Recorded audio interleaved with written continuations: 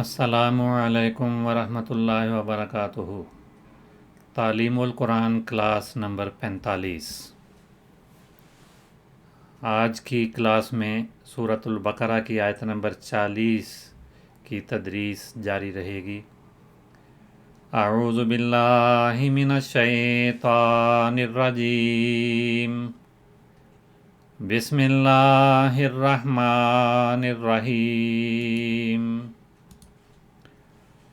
والذین کفروا وکذبوا بآیاتنا اولئک اصحاب النار ہم فیہا خالدون۔ والذین کفروا، اور وہ لوگ جنہوں نے انکار کیا۔ واو حرف عاطف ہے، اور الذین وہ لوگ جنہوں نے کفروا انکار کیا۔ والذین کفروا، اور وہ لوگ جنہوں نے انکار کیا۔ اور کذبوا بآیاتنا، کذبوا انہوں نے جھٹلایا ہماری آیتوں کو، اور ہماری آیتوں کو، ہمارے نشانات کو انہوں نے جھٹلایا۔ اولئک وہی ہیں جو اصحاب النار آگ میں پڑنے والے ہیں۔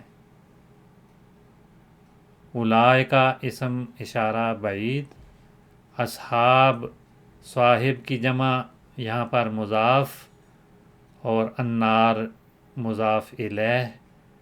اصحاب النار آگ والے، آگ میں پڑنے والے، آگ کے ساتھی، اور یہ خبر ہے۔ اولئک مبتدا ہے۔ اولئک اصحاب النار وہی لوگ آگ والے ہیں، آگ میں پڑنے والے ہیں۔ ہم یہ بھی مبتدا ہے۔ وہ لوگ فیہا اس آگ میں خالدون لمبا عرصہ رہنے والے ہیں۔ ہم فیہا خالدون، وہ اس میں لمبا عرصہ رہنے والے ہیں یا لمبا عرصہ رہیں گے۔ خالدون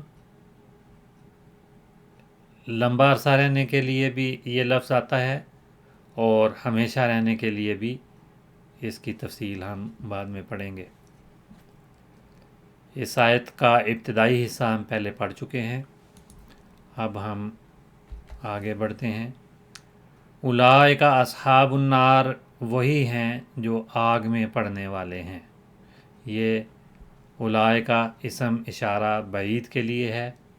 پہلے وضاحت ہو چکی ہے کہ اولائے جمع کے لیے اسم اشارہ ہے، اور اس کے شروع میں ہا لگا دیں، ہا اولائے، تو یہ اشارہ قریب کا بنتا ہے، اور اگر آخر میں کا لگا دیا جائے تو اشارہ بعید کا بنتا ہے، اور اگر یہ دونوں چیزیں نہ ہوں تو پھر بھی اشارہ قریب اور بعید دونوں کے لیے یہ استعمال ہوتا ہے۔ تو تین طرح سے یہ لفظ آتا ہے، اولائے، ہا اولائے، یا اولائکا۔ تو یہ یہاں پر جملے میں مبتدا بن رہا ہے، وہی ہیں جو اصحاب النار، یہ خبر ہے، آگ میں پڑنے والے ہیں۔ اصحاب مضاف ہے، صاحب کی جمع ہے، اور النار مضاف الیہ ہے۔ تو یہ مرکب ہے جو اولئک کی خبر بن رہا ہے، اور خبر کے لحاظ سے یہ خبر مرفوع ہے۔ اولئک مبتدا مرفوع، اور اصحاب النار بھی مرفوع ہے۔ مضاف الیہ ہمیشہ مجرور ہوتا ہے، تو النار مضاف الیہ بننے کی وجہ سے مجرور ہے۔ اور اصحاب کی تفصیل ہم پڑھ رہے تھے، وقت ختم ہوا پچھلی کلاس میں، دوبارہ دہرائی کرتے ہیں۔ صاحب کی جمع اصحاب ہے، صاحب اسم فاعل کہلاتا ہے، اس میں مشتق ہے صاحب یا اصحابوں سے، اور اصحاب اس کی جمع ہے، صحابہ، صحاب، اور صحب، اور صحبتن، یہ ساری اس کی جمع ہیں۔ صاحب کے معنی ہوتے ہیں ساتھی یا ہمراہی۔ مالک کے لیے بھی لفظ آتا ہے، حاکم اور منتظم کے لیے بھی صاحب بولا جاتا ہے، اور کسی خاص مسلک کا متبع جو ہے وہ بھی صاحب کہلاتا ہے۔ مثلا صاحب ابی حنیفہ، یا اصحابہ، صاحب و ابی حنیفہ امام ابو حنیفہ کے متبع لوگ جو ہیں ان کے لیے، اور اصحابہ اس کے ساتھی یا اس کے متبع، جمع اور واحد دونوں طرح سے صاحب ان معنوں میں آتا ہے۔ صاحب الشیء کسی چیز کے مالک ہونے کے لیے بھی بولا جاتا ہے، اس سے فعل صاحبہ یا صحابہ آتا ہے، یعنی باب عالمہ یا علامہ، ماضی میں عین کلمہ پہ زیر اور مضارع میں عین کلمہ پر زبر فتح آتی ہے، تو عالمہ یا علامہ باب بنتا ہے۔ صحابہ اور صحبہ اس کے مصادر بھی آتے ہیں۔ صاحب الشخص کے معنی ہیں کسی شخص کے ساتھ چمٹ جانا یا اس سے موافقت اختیار کر لینا، اس کے ساتھ معاشرت کرنا، اور اس میں اگر باب مفعلہ کا صیغہ بنایا جائے صاحبہ بنتا ہے، اس کے ساتھ ضمیر استعمال کرتے ہوئے صاحبہ مصاحبتاً و صحاباً، یعنی صحاباً بھی مصدر، مصاحبتاً بھی باب مفعلہ کے وزن پہ بھی مصدر آتا ہے، اور اس فعل کے معنی ہیں ہم صحبت ہونا یا ساتھی بننا، کسی کے ساتھ صحبت اختیار کرنا۔ تو اس سے صاحب جو بنا اس کی جمع اصحاب ہے۔ اس کے ساتھ النار کا لفظ آیا ہے۔ النار روشنی، آگ سب پہ بولا جاتا ہے، اور یہ کس کو کہتے ہیں؟ یہ اپنے اثرات سے ظاہر ہونے والا ایک عنصر ہے، اور اس عنصر کو ظاہر کرتی ہے دو چیزیں، اس کا نور اور روشنی، اور اس کی جلانے والی حرارت۔ اور النار کا لفظ ایسے شعلے پر بھی اطلاق پاتا ہے جو جلانے کے اثرات رکھے، اور جو حرارت پیدا کرتا ہے اس پر بھی النار کا لفظ اطلاق پاتا ہے۔ تو النار سے مراد پھر وہ وجود یا عنصر جو جلانے کی اور روشنی پیدا کرنے کی طاقت اپنے اندر خاصیت رکھتا ہے، اور یا اس سے مراد وہ شعلہ ہے جو جلانے کے اثرات رکھتا ہے، یا وہ حرارت ہے جو جلاتی ہے۔ تو جلنا اس کی خاصیت ہے، جلانا اس کی خاصیت ہے۔ اور النار کی جمع نیران اور انور دونوں جمع آتی ہیں۔ تو یہاں پر یہ لفظ مضاف الیہ بنا ہے، اصحاب النار آگ والے، آگ میں پڑنے والے ہیں۔ انہی کے لیے اولئک کی ایک خبر تو اصحاب النار آ گئی، اور ایک خبر ہم فیہا خالدون بھی آ گئی۔ تو یہ ایک الگ سے خبر ہے، الگ جملہ ہے جو اصحاب النار کے بارے میں بیان ہو رہا ہے۔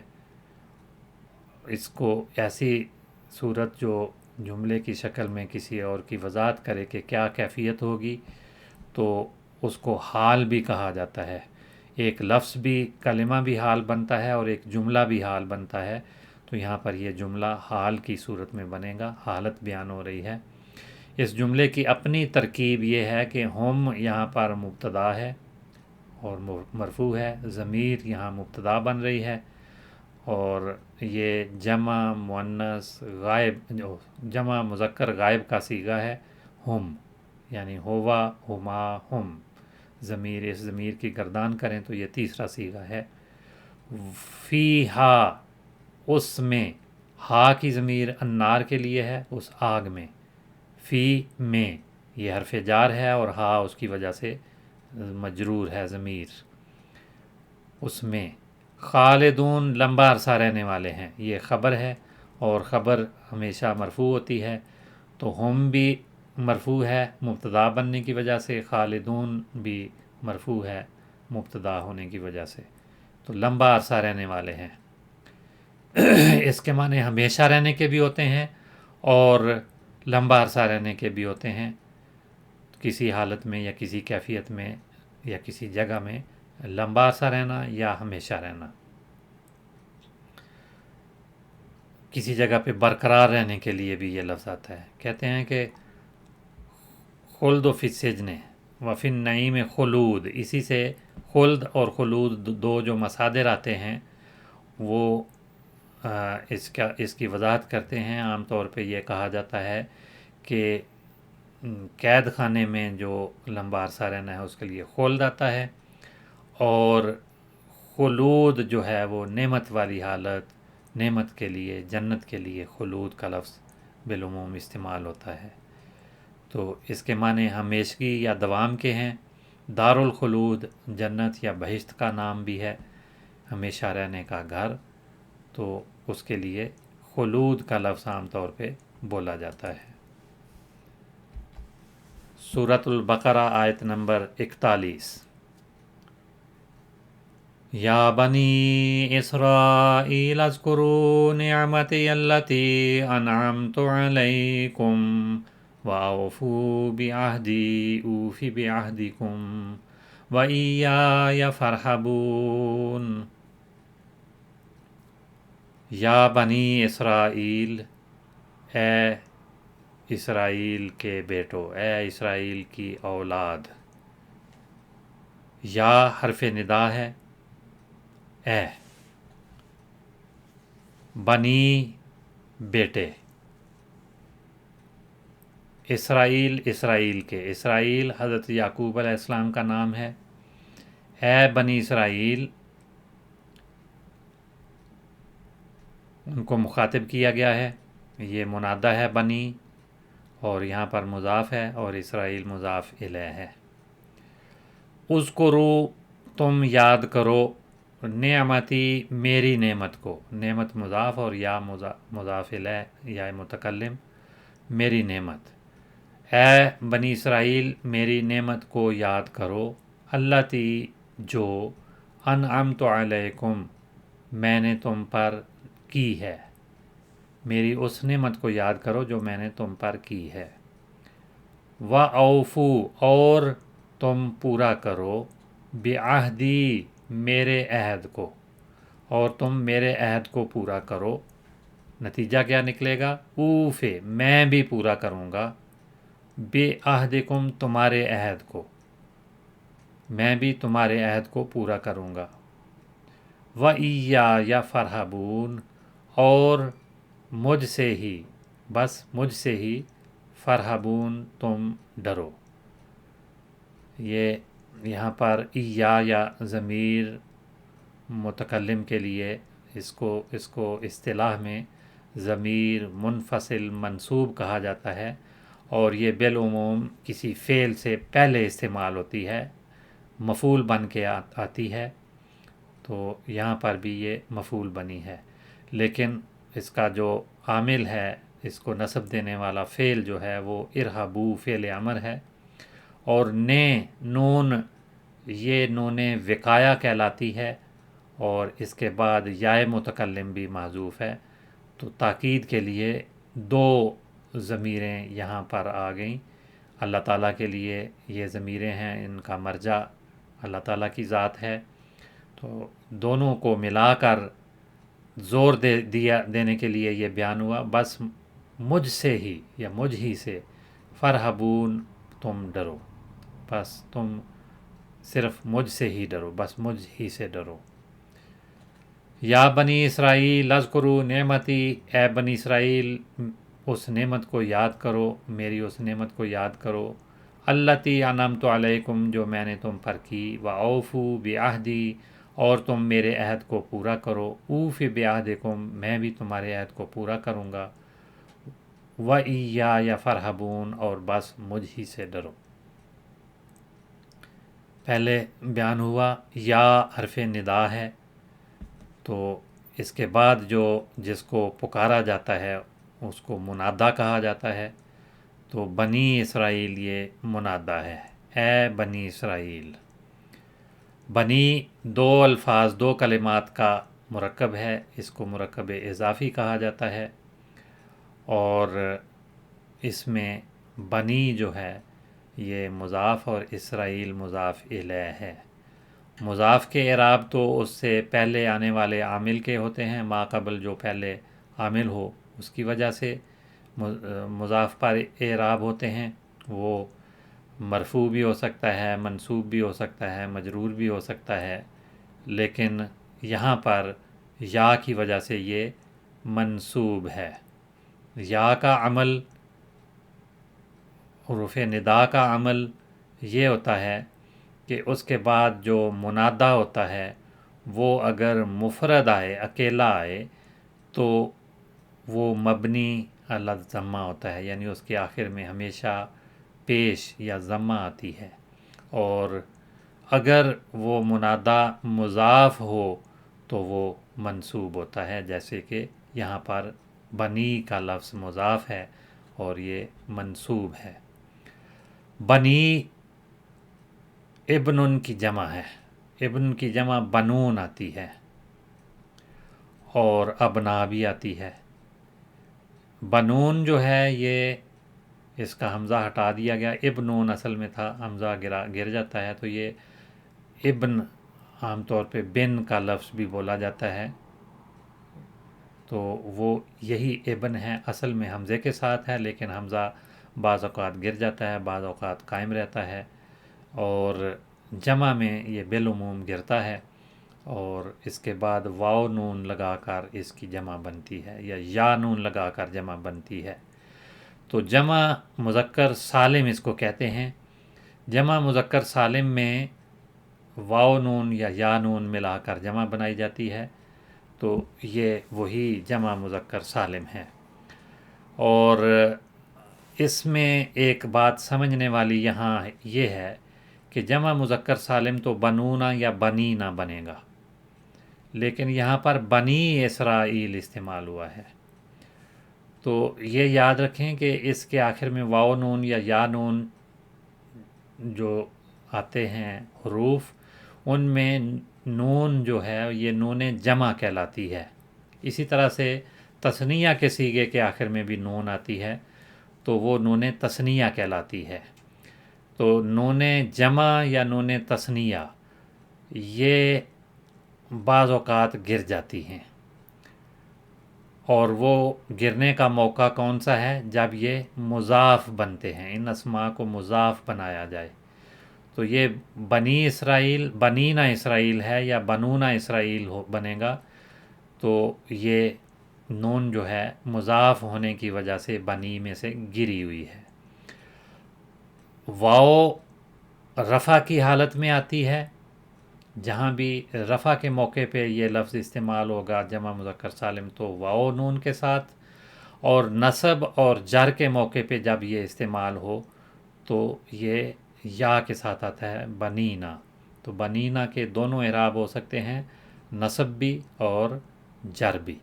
یہاں پر یا کا عمل ہے، اس وجہ سے بنی جو ہے یہ منصوب ہے، تو یہ یا جو ہے نصب کی علامت کہلاتی ہے، اور نون جو ہے بنینا میں سے وہ مضاف بننے کی وجہ سے اس اسم میں سے گری ہوئی ہے۔ تو یہ یاد رکھنا ہے کہ بنی اسرائیل، بنی کا لفظ بنین اصل میں تھا، اور یا بنینا اسرائیل، لیکن نون جو ہے وہ مضاف میں سے گر جاتی ہے تو یہ مضاف بن گیا، اس وجہ سے اس میں سے نون ختم ہو گئی، تو یا بنی اسرائیل رہ گیا۔ اسرائیل کا لفظ مضاف الیہ ہے، اس میں بھی یہ یاد رکھیں، بہت دفعہ بیان ہوا کہ مضاف الیہ ہمیشہ مجرور ہوتا ہے، اور اسرائیل کا لفظ بھی یہاں پر مجرور ہے۔ اس میں جو لام پر زبر آئی ہے یہ جر کی علامت ہے، یہ ہمیشہ جر کی علامت زیر نہیں ہوتی، بلکہ بعض اسماء میں زبر بھی جر کی علامت ہوتی ہے، اور یہ بعض خاص اسماء ہیں جو اس طرح سے استعمال ہوتے ہیں، ان کو اصطلاح میں غیر منصرف کہا جاتا ہے۔ تو یہ غیر منصرف ہے، یعنی اس پہ اعراب جو حرکات کے ساتھ دوسرے ظاہر الفاظ پہ آتے ہیں اس طرح سے حرکات نہیں آتی، جر کے موقع پہ اس پہ آخر میں فتح یا زبر آتی ہے، اور وہ جر کی علامت ہی کہلاتی ہے۔ تو یہاں پر اسرائیل مجرور ہے اور اس پہ جر کی علامت فتح یا زبر ہے۔ یا بنی اسرائیل، اے بنی اسرائیل،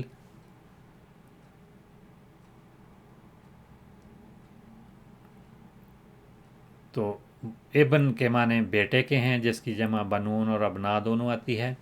اسرائیل اس میں مضاف الیہ ہے، یہ بھی ایک اسم ہے، اور یہ حضرت یعقوب بن اسحاق کا لقب ہے۔ حضرت اسحاق علیہ السلام کے بیٹے حضرت یعقوب علیہ السلام جو اللہ تعالیٰ کے مامور اور نبی تھے، ان کا لقب اسرائیل ہے، اور ان کی اولاد بنی اسرائیل کہلاتی ہے۔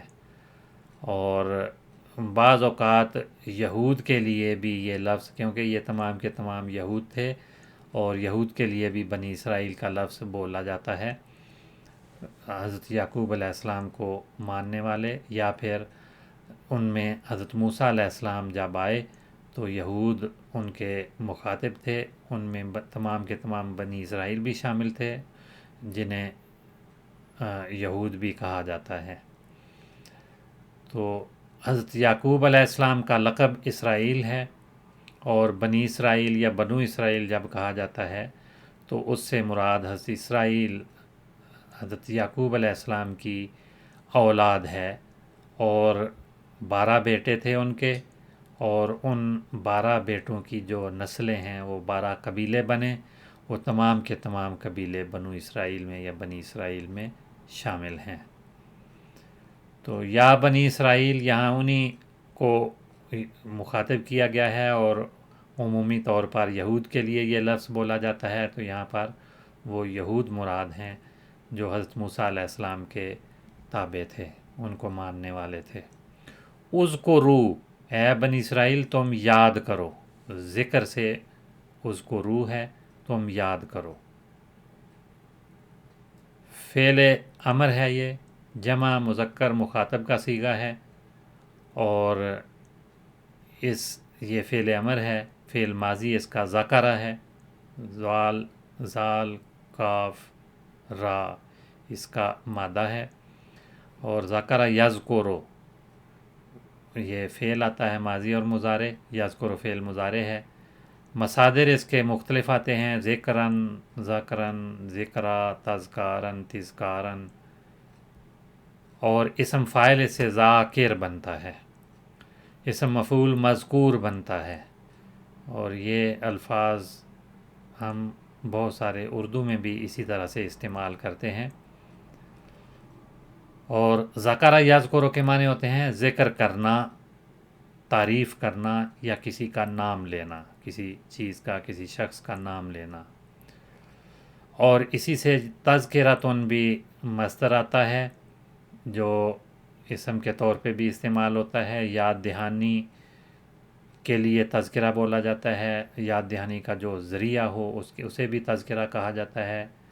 قرآن مجید میں آیا ہے کلا انہا تذکرہ، اور تذکرہ جب عربی زبان کی بات آتی ہے تو ٹکٹ کے لیے بھی استعمال ہوتا ہے، پاس وغیرہ جو کسی کے پاس ہو اس کے لیے بھی، یا کوئی کارڈ جو ہوتا ہے اس کے لیے بھی تذکرہ کا لفظ بولا جاتا ہے۔ اس کی جمع تذاکر آتی ہے۔ اسی سے جو ذکرا مصدر آیا ہے اس کو بھی اسم کے طور پہ لیا جاتا ہے، جس کے معنی یاد یا یادگار کے معنی ہیں۔ نصیحت کو بھی ذکرا کہا جاتا ہے، جس کی جمع ذکریات بنتی ہے۔ تو یہ جمع مذکر سالم، جمع مؤنث سالم ہے، الف تا ملا کر ذکرا سے ذکریات بنایا گیا ہے۔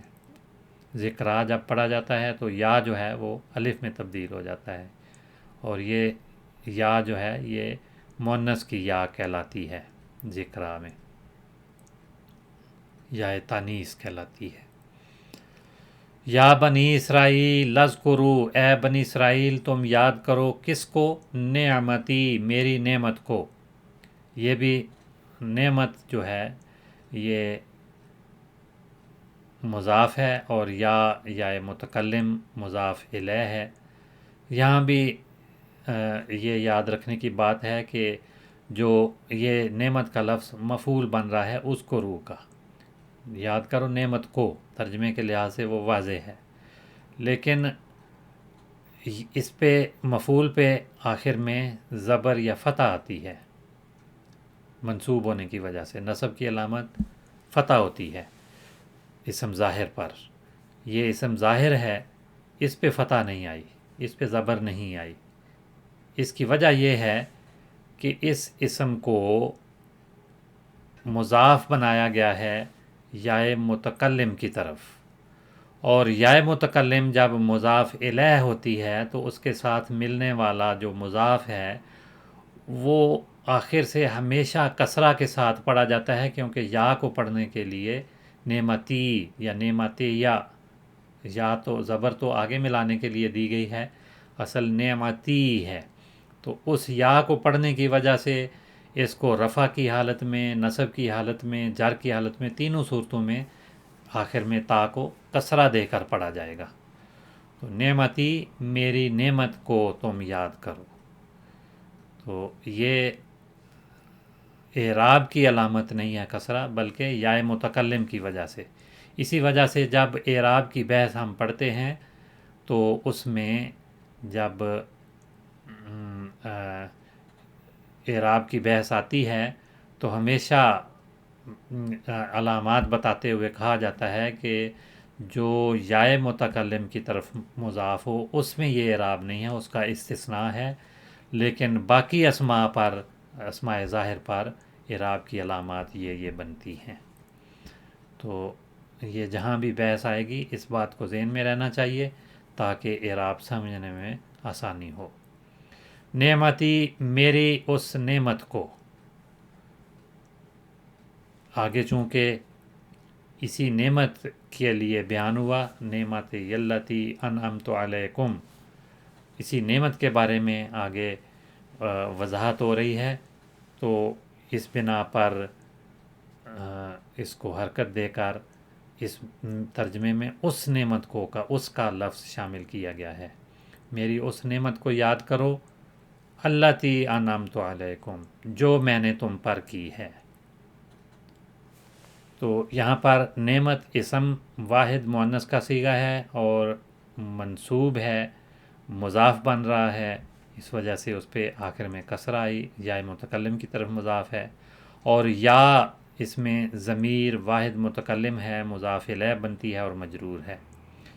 نعمت کے ایک اسم ہے اور اس کی جمع نعم اور انعم دو جمع آتی ہیں، اور نعمت کے معنی خوشحالی یا آسودگی کے ہیں، کسی نعمت کو بھی نعمت کہا جاتا ہے، دولت اور آرام و عیش کو بھی نعمت کہا جاتا ہے۔ وفی نعمت عیشن، اس کی زندگی بڑی خوشگوار ہے یا وہ مزے کی زندگی گزار رہا ہے۔ اور افعلہ نعمت عین، یہ محاورہ جب بولا جاتا ہے تو معنی ہے کہ میں فلاں کام تمہارے اکرام میں کر رہا ہوں۔ اس کا مادہ نون عین میم ہے۔ نائمہ بے فعل جب آتا ہے تو بے کے صلے کے ساتھ بالعموم یہ استعمال ہوتا ہے۔ یا نعمو اس کا فعل مضارع ہے، یا نعمو بھی فعل مضارع ہے، یا نعیمو بھی، تینوں طرح سے فعل مضارع آتا ہے۔ مصدر نعمن، نعمتن، نعیمن، یہ اس کے مصادر استعمال ہوتے ہیں۔ اسم فاعل اس سے ناعمن بنتا ہے، اور اسم مفعول منعوم بہ، یعنی جس پر نعمت کی گئی ہے۔ نعم الشیء، نعمن و نعمت و نعیمن، اس کے معنی ہوتے ہیں کسی چیز کا نرم ہونا، ملائم ہونا، ملائم اور نرم و نازک ہونا۔ دوسرے معنی اس کے تر و تازہ ہونے کے بھی ہیں، اور کسی چیز کے خوشگوار ہونے کے لیے بھی یہ لفظ آتا ہے، کوئی باریک سی چیز ہو اس کے لیے بھی آتا ہے۔ انعم فلانن کے معنی ہیں اس کو خوشحال بنا دیا، آسودہ کر دیا۔ انعم اللہ بک عینن، اللہ تمہارے متعلقین کی آنکھیں ٹھنڈی کرے۔ اور انعم اللہ صباح کا، خدا تمہاری صبح کو اچھا بنا دے۔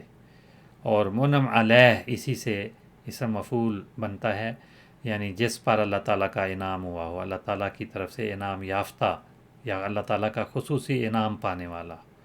اور کسی عطیہ یا بخشش کے لیے بھی انعام کا لفظ بولا جاتا ہے، کسی انعام کے لیے بھی انعام کا لفظ بولا جاتا ہے۔ وقت چونکہ ختم ہو رہا ہے اس لیے باقی انشاءاللہ تعالیٰ اگلی کلاس میں، اب ہم اس کلاس کا اسی پہ اختتام کرتے ہیں۔ السلام علیکم ورحمۃ اللہ وبرکاتہ۔